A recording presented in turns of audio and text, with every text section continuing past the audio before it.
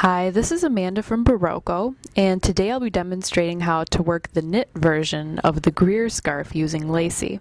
The first step is going to be to cut a piece of the yarn that's 156 inches long.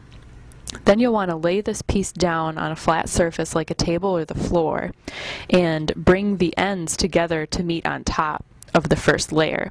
So here I'm bringing in the left end of this piece, and I'm going to lay it just directly on top of the first layer, and then I will bring the second end, the far right side, and I'm going to overlap it on top of my left piece by about 2 inches.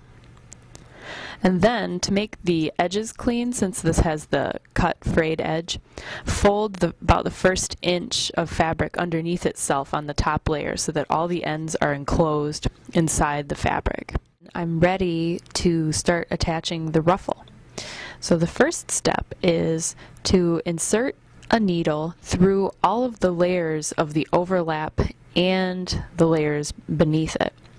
So I'll insert my needle through all those layers, and then I bring in my new yarn and I roll the first inch up on itself.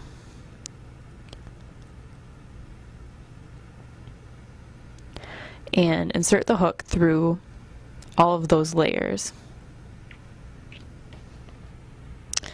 And then I use my second needle to do sort of like binding off, where I take all of these loops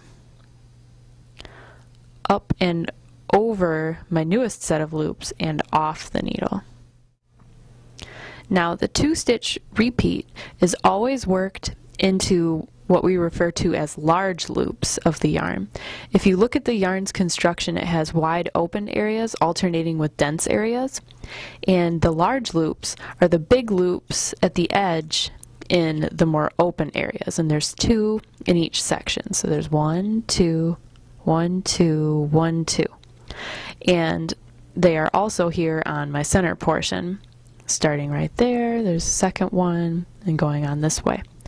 So the first stitch of the 2-stitch repeat is stitch A, and you want to work in a leftward direction and put your needle through the next available large loop on the center portion, which would be this one here. And you want to make sure that you go through all of the layers.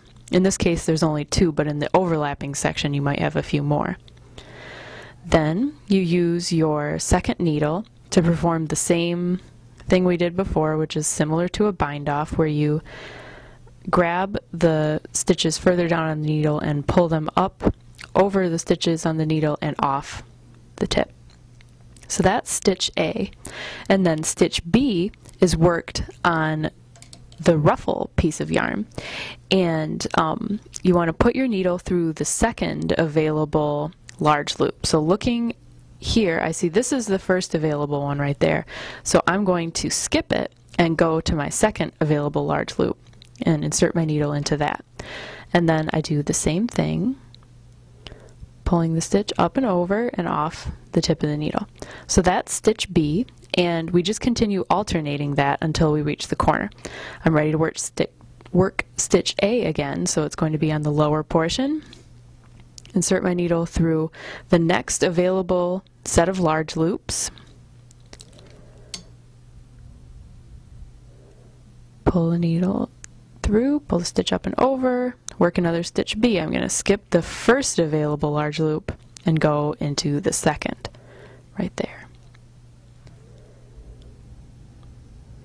So just continue repeating this. When you reach a dense area here on the lower portion, skip over that and just go to the next available set of large loops, which would be right here.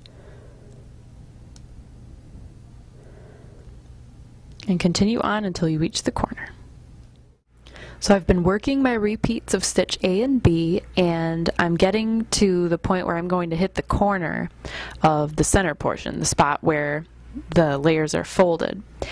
And I just finished a stitch B, and now I have one more stitch A. I have one more set of large loops on this lower portion, so I can work my final stitch A, and then a final stitch B,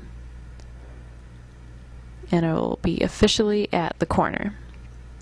So now that I've reached it, what I need to do is work stitches A and B, continue to work them along this short end of the scarf. And since there aren't any real large loops because of the piece of yarn that we're going through, I'm going to pretend that they're large loops and work my stitch A's almost as normal. And I'm going to work 5 of them across this point until I reach the end. So I'll do 5 repeats of stitch A and B. So here I'm going to insert my hook through both layers right here at the corner and treat it like it's a set of large loops. And here I can still do my regular stitch B on the attached ruffle part because nothing has changed there.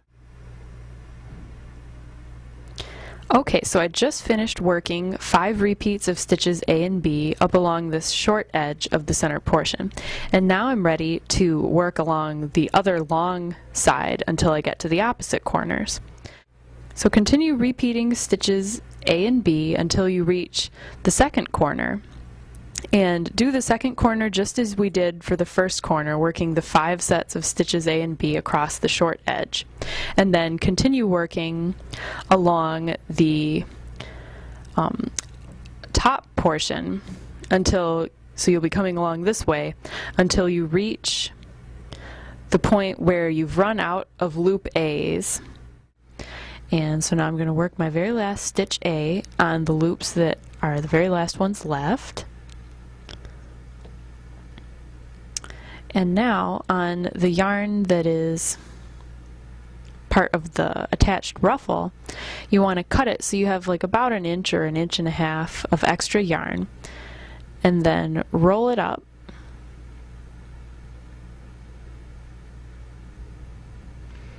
and insert the needle, let's see, I'll roll it a little bit more, insert the needle through all of those layers. And it looks a little bit messy, but that way it will prevent it from looking messy on the outside. And then I pull my last loops up and over, and this is my final loop now. And you want to take some matching sewing thread and secure it so that it won't unravel, and then you'll be done.